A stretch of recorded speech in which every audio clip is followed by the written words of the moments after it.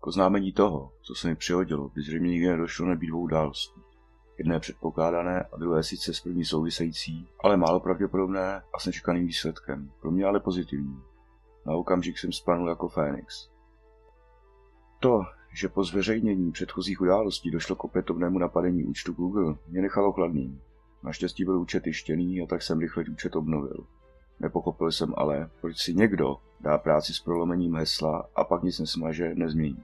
Neměl jsem tolik času a prostoru pro poslech všech svých videí, ale alespoň ta, která tolik vadila Lightovi, jsem zkontroloval. Nic, je to blbec. Každá takováto akce, která je dnes brána jako trestný čin, by měla mít jasný cíl. Tady to bylo asi jen pro pobavení nebo upozornění, že mu to prostě vadí. Budiš, je to jediné, co může. Může mu to vadit. Já byl ještě psychicky na sračky z pokusu o mé zabití a tak jsem to nějak přešel. Další den mě ale čekala práce a tak, až s nechutí, jsem se musel přes noc vžít do role usměvavého, ničím nezužovaného a bezchybného strojaře. Díky šílené spavosti mám dost času na trénink. Z tréninku či zkoušky, říkejte tomu jak chcete, mě ale vyrušilo oznámení Facebooku, že se právě přihlašuji ze zařízení a místa, kterým, jak jsem posléze zjistil, byla Praha, odkud se většinou nepřihlašuji. Bylo to ve 3 hodiny ráno. Neptejte se mě proč, ale naučil jsem se stávat ve 3:15, když tady normálně spím. Samozřejmě jsem hned odklikl, že to nejsem já a změnil přístupové údaje. Má mysl se vzepřela a teď vyhrál ten hajzl v mé hlavě nad tím ustrašeným a hodným. Možná se nějak domluvili a řekli si, že tohle si líbit nenechají a naposledy se vzepřeli Lightovi a uvěřili ve spravedlnost. Po dlouhé době oba dva začali spolupracovat a přestali se snažit jeden druhého zabít. Vyhrál jsem tedy číslo kybernetické kriminálky a domluvil si hovor. Situaci jsem oznámil s tím, že se píše veškeré údaje o tom, co se stalo, či co jsem zjistil. Light nebo kdokoliv v jeho službách by měli pochopit, že není dobré se přihlašovat z blízkosti domova. Toho jsem ale teď odbočil. Při rozhovoru s poručíkem, kterého nemohu jmenovat, jsem získal už po druhé dojem, že nemá takové mizerné a důležité umělce v lásce, a tak i přesto, že to není v jeho kompetenci, jsme se dostali až k pokusu o mou vraždu. To on mě přesvědčil, abych vše hlásil, byl na sebe opatrný a prozatím, protože mu tvorbu sledoval, především tu, týkající se Lighta a jeho bytu, když jsem mu oznámil, že po více mám doma Trifida, jsem jako kulisu použil právě Lightův byt, tvorbu přerušil. Vidí to jako důvod toho, proč věci zašly tak daleko. Už jen proto, že si Light na policii stěžoval, že ho pomlouvám a má tvorba mu vadí. Neměl jsem moc chutí na sepisování dalších oznámení, ale učinil jsem tak. Sepsal jsem informace pro kybernetickou kriminálku a jak už to tak u mě bývá, když se rozepíši, pustil se do sepisování oznámení o pokusu o mou vraždu. Události, které jsem popisoval výše. Událostí, jež skončily ztrátou mého kamaráda, mé tvorby důkazů, jejich odevzdání Lightovi, placení a zmizení mého bývalého kamaráda, jeho návrat, navedení Lightem k mé vraždě, můj šok a poprvé za roky od ztráty mých milovaných, vedoucí k tomu, že jsem dostal strach ze smrti. Událostí, jež se sice táhly od 20. července do 23. září, ale ve finále zabrali tak 20 minut mého života. Tak i přes tak krátký časový úsek jejich popis vydal na oznámení v délce 1064 slov. A to jsem byl velmi stručný. Už to nebylo uhlazené na známého pachatele, ale tak, jak to má být. Pravdivě a bez ostychu. Byl to právě poručík z kybernetické kriminálky, který mi dal naději na to, že spravedlnost existuje pro Lighta, protože to, co udělal, daleko převyšuje vydírání, ze kterého jsem byl obviněný já. Poprvé od začátku celé akce jsem začal věřit, že spravedlnost může být spravedlivá. V jednu chvíli jsem si totiž myslel, že česká spravedlnost má převázané oči. Ne proto, aby soudila všechny stejně, ale protože je tak pitomá, že se koukala do slunce. Naděje je nebezpečná a není dobré se k ní upínat. Proto jsem naději vynechal a musel čekat na výsledky. Což pro mě bývá dost těžké, ale tentokrát jsem musel vyžet. Možná proto obdivuji pavouky, mají totiž něco, co já nemám. Trpělivost. No nic, tak dál.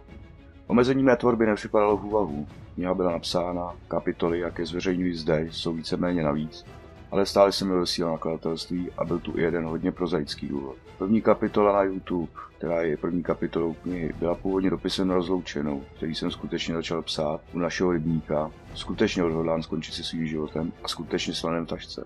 Z dopisu na rozloučenou se ale stávala kniha a když dosáhla 46 000 slov, přišlo mi líto nepokračovat psaní a nepočkat si, co dalšího přijde. Čekal jsem spoustu věcí a na dobrodružství, které skončilo málem mou smrtí, jsem připravený nebyl.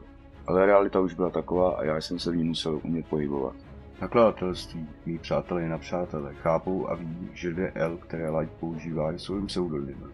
Ale vyvstal tu ten problém, že to nechápali jeho negramotné a velmi jednoduché faninky. Trochu mě to štvalo, protože to znamenalo, jelikož já používám jeho skutečné jméno, že to nepochopí. To mě přestalo švát ve chvíli, kdy jsem si všiml, jak se Light zoufale snaží na podzim sehnat 100 slepiček na loď. Jeden den bylo posledních 20 lístků, i když na ticket portálu bylo 56. Za 2 dny bylo posledních 12, i když na ticket portálu bylo 27. A tak to zůstalo. Světla mi daně je na to, že snad každý pochopí, že se na jeho popularitě živit nechci. Ona totiž žádná nebyla. O tom, že na jeho novou rádoby píseň se nepodívali ani jeho sledující, nemluvě. Všiml jsem si jiné věci. Light hubnul. Pokud z mé tvorby, tak to měl blbý, protože já neustoupil. Ne z pomsty, ale protože lidé by měli vědět, co se odehrálo. Možná i kvůli tomu, že mu vadila pravda. A ještě z jednoho důvodu. Light věděl, že když se dostanu pod hodně velký tlak, tak se dostanu do fáze, kdy si to hodím sám. Je pravda, že se mu to skoro povedlo, když jsem málem umrzl a zemřel na selhání organismu.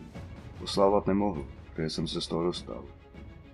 Dostal. Já už nemohl vysílením mluvit, chodit a dokonce, když se mi pokoušeli dát vodu, ani polikat, když mě na kopci, kam jsem předtím dolezl po 4 až od rybníka, nalezl mladý pár.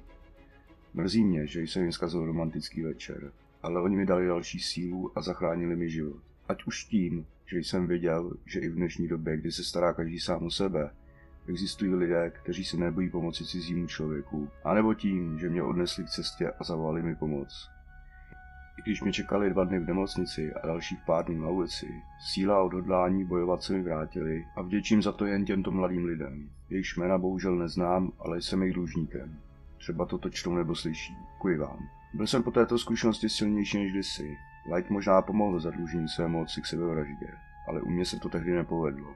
I když kousek ode mě už nejspíše po mé zmizení ze scény bouchaly špunty od bohemky a já nebyl od smrti daleko, tak bohužel, tenkrát jsem vlakem neodjel a ani mezi pavouky neodešel. To jsou totiž 2 věci, které jsem viděl v klinických smrtích. Já otec nejsem, stejně tak jako nejsem ten L, kterým jsem byl v době, kdy jsme spolu chodili. To, že jsem se ocitl blízko smrti cizí rukou, což bohužel nebylo poprvé, ale poprvé mi to otevřelo oči a já z ní dostal strach. To znamenalo, že jsem začal o svůj život bojovat. Jedna věc se ale nezměnila. Pokud Lightovi má tvorba tak vadila, tak najít mě nebylo těžké. A pokud jsem měl zemřít, tak jen svou nebo jeho rukou. Nebylo třeba stavovat ke dnu i další lidi a zneužívat toho, že Lightovi z nějakého důvodu věřili. Tak jako kdysi já. Nebo prostě nepotřebovali peníze. Taková byla realita, v ní jsme se ocitli a s takovou museli žít. Občas mám pocit, že stvořením tohoto pekla jsme si hráli na Boha. A vy, drazí čtenáři či posluchači, možná dnes víte, jak to vše dopadlo. A já, jelikož dnes večer jsem ještě svobodný a živý, půjdu na panáka borovičky k vystřelenému oku. Snad vám toto budu moci říct i u dalšího videa z této série. Mějte se blaze. Prosím vás, dávejte pozor, do koho se zamilujete.